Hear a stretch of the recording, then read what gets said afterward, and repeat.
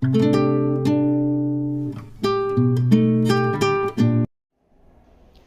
dear students, welcome to our online session. I hope you all are keeping fine at home. So we are providing the online classes here for you so that you cannot miss your classes and your studies. So I am going to teach today the poem named as Marshlands, written by Emily Pauline Johnson. This poem is actually from a point of a silent observer who actually sees the nature, the beauty of the nature, and admires the beauty of the nature very silently. The poetess even doesn't even touch any of the things like the water or the grasses or the weeds, etc., but simply stands aside and admires the beauty of this particular marshland. Now let me ask you one question. What do you mean by marshland? Or where do you see the marshlands normally? You know, marshlands we see after the rainy seasons. Okay, most of the time when the areas are being flooded with the water, and after when the water washes away, we can see many of the land areas are accumulated with some type of waters. Okay, and some waters get accumulated here and there, and in between the grasses grows, the weeds grows, and small insects like frogs, tadpoles, etc. start breeding inside. So such areas we call it as a marshland. Now you might be thinking, what is the beauty in this marshland that the poet here admires it? Okay, let us go into the detail of the poem. Before that, let us learn something about the writer or the poetess. The poetess is Emily Pauline Johnson, born on 10th March 1861 and lived till 1913. She is also known by her Mohawk stage named as Dion Quage, that is in literature we speak it as a double life. She basically belonged to a Canadian poet. She was an author. She was also a performer who was very popular in the late 19th and the 20th centuries. Her father was a hereditary Mohawk chief and her mother was an English immigrant. So she mostly writes about the poems related to the nature during her life in the USA, and her language proficiency she got it from her mother. So let us try to understand this poem from the point of the poetess or from her perspective. The poem is actually divided into 3 stanzas of 4 lines, which we call it as a quatrain. That means each stanza is having 4 lines, which we call it as a 1 quatrain. In that sense, there are 3 quatrains of 4 lines, and the last 2 lines we call it as a couplet. And this type of poem with the 14 lines, that is 3 quatrains and a couplet, we call it as a sonnet.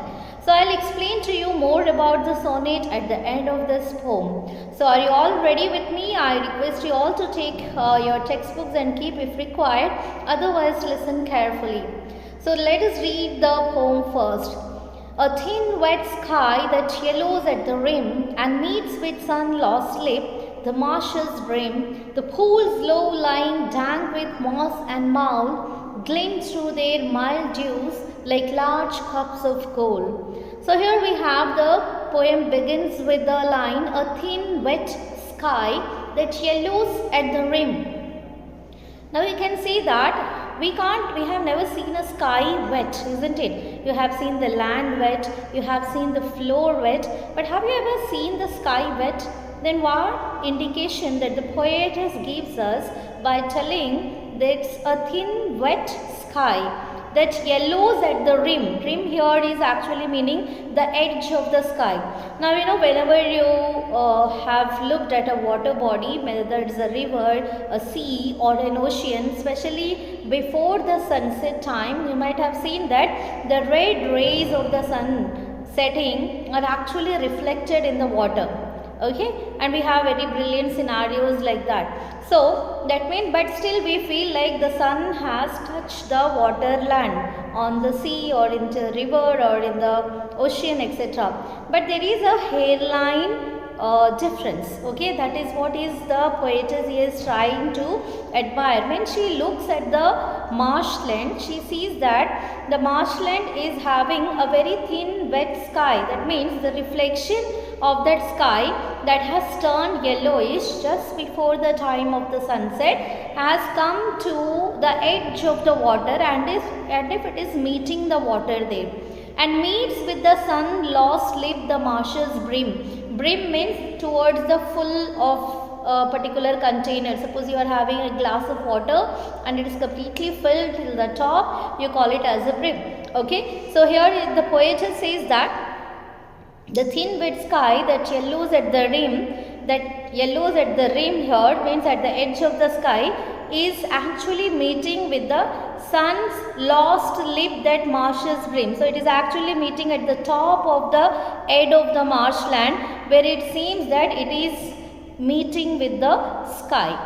The pools low lying, dank with moss and mould. And what about the pools here? The pools means the water body, the water element there inside the marshland actually is low lying. It is very, it's not flowing water, it's a stagnant water there, and it's not flowing, and it is in a very lower, shallower side of the land, and it's dank with mosses and mould. And even you can see dank here represents to the unpleasantly wet and the cold, mosses and mould. Now mosses here refers to the algae. You can see the small weeds that grow inside the marshy land with the dirt and the soil, and they completely cover the upper layers, giving a very green layer of algae in the water. Okay, so that is what you call it as a algae, means we call in Hindi kai. Okay, so the pools low lying, dank with moss and mould. So the pools means the water content which is available in that marshland is almost covered with the mosses, and they are molded with the grass and the weeds and other algae, glint through their mild dews like large cups of gold. Now even when that reflection of the sunlight, the sun's lost lip, that sunlight before the setting of the sun flashes upon these mosses and the molds, they actually give a great shining, and it appears to be like a large cup of the gold. So from this we can understand that the first line actually describes the sky that looks down over the top of the marshes. It is very thin and wet, and as if at any moment it could break open and storm. The edges of the blue, or more likely grey, are tinged with yellow, means mixed with yellow, and the color runs around the rim and ends where the sun has dipped down below the brim. A reader is now aware that the sun has almost vanished from the sky, and it appears as if a storm is about to drench the land. So here the poetess explains, looking at the sky, the sun, and looking at the marshes and that yellow tinges of the reflection of the sunlight, its glow, its shining on the marshland, shows that it's about to vanish away from the sky, and all of the sudden the sky turns into very grayish and dark, as if it is going to have a heavy storm, and it is completely going to immerse itself or dip itself into the land. So this is what is the explanation of the stanza 1. So let us move to second stanza, that is lines from 5 to 8. Among the wild rice in the still lagoon, in monotone the lizard shrills his tune, the wild goose homing seeks a sheltering, where rushes grow and oozing lichens cling. So among the wild rice in the still lagoon. Now still lagoon here, what do you mean by lagoon? Lagoon means it's a lake of sea water that is partly separated by the sea or some rocks or even by some sand. Okay, so among the wild rice in the still lagoon, in monotone the lizard shrills his tune. Monotone, mono means what? Mono means single, tone voice. So in a single voice you can even hear the lizards shrill, making sounds, the shrill sounds of the lizard, and they are singing as if in a particular tune. The wild goose homing seeks a sheltering, and the wild goose who is trying to home themselves, means trying to seek a secured place for themselves like a home. They are wandering here and there to seek a sheltering, where rushes grow and oozing lichens scream. And even where the rushes means it's a type of weed or grass that grows in the marshlands, and oozing lichens, and you can see small snails and lichens are small aquatic animals or insects that keeps on clinging to each other. So here in the second stanza, the poetess mainly explains that the lizard, which is said to be shrill in his tune, the animal is actually here personified. Personification means it's a figure of speech that we make use to describe the inanimate object or sound to familiarize or similarize it with the human qualities or human sounds, features, etc. So the animal is faintly personified as its small cries are described as being musical in nature. That is why its monotonous shrill tune is mentioned. Now normally when we talk about the tune, music, it is mostly related to the human beings and the birds, but here the lizards, that shrill voice of making sound is actually compared to a very beautiful piece of music in nature. This actually elevates it to a level above what one would normally regard a lizard on. Next, the speaker describes another animal, that is the wild goose. It is homing, means what? The creature is single-minded in its quest to seek a shelter. Now every animal seeks its shelter some or other. So here the wild goose is also trying to seek its shelter, and it knows that somewhere in among us the rushes or the long grasses and the oozing lichens, there is somewhere it can rest. So here the animals, like they are used here in the sense of the personification, their sounds and their homing. Homing is a nature, normally homing, the word we use it for when we refer to the human being, but if we are referring the home of any animal or a bird, we call it as a habitat. So here the poetess uses that word homing to personify, to give the human quality or personified to that quality of a goose finding a shelter or a home for itself. Okay, now we'll come to the next stanza, that is late cranes with the heavy wing and lazy flight sail up the silence with the nearing night, and like a spirit swathed in some soft veil steals twilight and its shadows over the swale. Hushed lie the sedges and the vapors creep, thick, grey and humid, while the marshes sleep. Now in this slide you can see there are 6 lines, and the last 2 lines, that is hushed lie the sedges and the vapors creep, thick, grey and humid, while the marshes sleep. These are the 2 concluding lines of the poem, which we call it as a couplet. Couple means 2, couplet means 2 lines, and above that we can see this is a 3rd quatrain. Late cranes with heavy wing and lazy flight. Now the poetess keeps on staring or observing more carefully the marshland, and now she sees the late cranes which are having very huge wings and lazy flight, and because of their heavy wings they are not actually feeling to fly. Sail up the silence with the nearing night, and they were just sailing upon that marshland's water body, and during this approaching night time, and like a spirit swathed in some soft veil. Now what they are doing, they are actually like a spirit, they are swathing in the soft veil. Soft veil here, swathing here actually refers to covered. Okay, they are actually covered in the soft veil. What is a soft veil here? Veil is something that you use to cover. Now normally you might have seen many of our ladies in the Muslim community, our sisters, what they used to do, they used to put a veil in front of their face. Okay, they cover their face, that you call it as a veil. So veil is something that is used to cover it. Now here how this is associated, and like a spirit swathed in some soft veil, means like a spirit here, the huge wings of the cranes are actually used to cover the softness of that marshland, okay, and steals twilight and it shadows over the swale. Now what does it does here? It steals the twilight. Twilight means the just before the time, before after the sunset and before it gets night, okay, that time we call it as a twilight. Now that will be completely, the sky will be reddish or yellowish in color and mostly red and blackish also, because it's the onset of the night also. So it steals twilight and it shadows over the swale.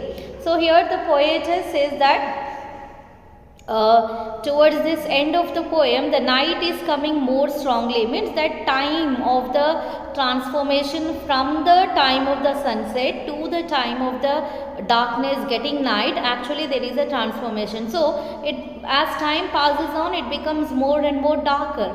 So the narrative has progressed to the setting of the sun to the nearing night. Now it is under the silence of the sky that the late cranes are flying lazily. So the late cranes are flying back to their home. Now in the evening time you can see flock of birds together, they are flying back to their nest, isn't it? Back to their home. So the same scenario is being explained here. Above the marshlands, which the late cranes spread their wings and cover the marshlands, and they keep on flying. So they are sailing up. Normally the word sail we use when we talk about the boat sail, the fish, the ships sail, etc. But here the poetess use the word sailing because the way the late cranes are also flying very lazily, very softly moving their wings as if they are covering the marshland, but they are not diving into the water, but they are sailing above the marshland. From the marshlands to fly, and now where they are flying to the fly in the peace of the evening. So this evening, that peaceful moment, that peaceful time where almost it is the time of everyone to stop their work and get back to their home, whether it's animals or birds, etc. Okay, even we people also, by the night time we stop all our work and we go back to sleep. So that's the time of the silence developing there. Okay, so there is no rush evident in their actions. That means no one is hurry. So even if you just observe the flock of birds in the evening time, you can see very smoothly they are sailing up. There is no bustle, there is no noise, there is no hurry, etc. So with very patiently, taking much enough time, they are sailing back to their nest. So they move without pretense or any particular pressing need. Okay. So now we will discuss to the last lines, that is the couplet, which is very important part of the sonnet. Hushed lies the sedges and the vapors creep, thick, grey and humid while the marshes sleep. So the poetess tried to conclude her whole poem. Now actually this couplet is like a summarizing what all things are being explained in the other three stanzas and giving a conclusion to the final feelings and expressions that the poetess actually feels here. So here the poetess says that hushed lies the sedges and the vapors creep, thick, grey and humid while the marshes sleep. So here in this couplet the poet is actually trying to describe how the night is taking over the land. It is not malevolent or foreboding in any way. Means it is a part of the nature described, or nature has set like that. It is described as being like a spirit that moves very slowly. The darkness comes over the land and takes away the remaining bits of twilight. Now there are shadows over the swale or the low valleys in mostly the flash marshes. And the final couplet here, hush, takes over the sedges. Means sedges actually means a plant that grows in wetlands. Now hush means what? It along with all other creatures and organic elements of the marsh is silent. Hush means what?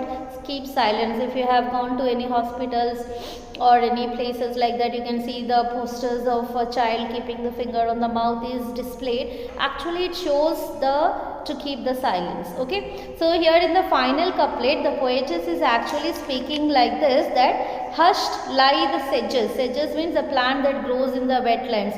So there is a complete silence. Even the croaking of the frogs are not heard. The clinging of the lichens or the sound of moving them is not unheard. Even the cricket making the noise in the evening time is unheard. That means there is a complete silence there. It, along with all the other creatures and organic elements of the marsh, is silent. So this silence is covered upon everything that is there in the marshland, whether it is creatures, whether it is an insects, or whether it is weeds, grasses, etc. So that whole scenario is completely filled with the silence. The air is thick, grey and humid. Now the air becomes thick in the sense it is getting thicker because as night approaches the air becomes more stronger. Grey and humid. Humid means completely greyish and humid. The pressing down on the marshes as they sleep. Now it feels like this air and the greyish climatic condition or the atmosphere is actually making the marshland to sleep, to take rest.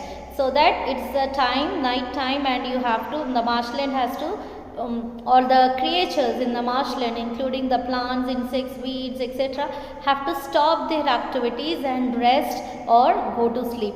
When morning comes, the great variety of life will become active once more. So again, when the next morning comes, that is, while the marshes sleep, and until they will be sleeping till the next morning comes, they wake up with great enthusiasm, energetic, live and active, and have a lot of tasks for them to do in the next morning. So they will become once again active more. Even the marshes who take rest at night, okay, and next day they will be becoming more active.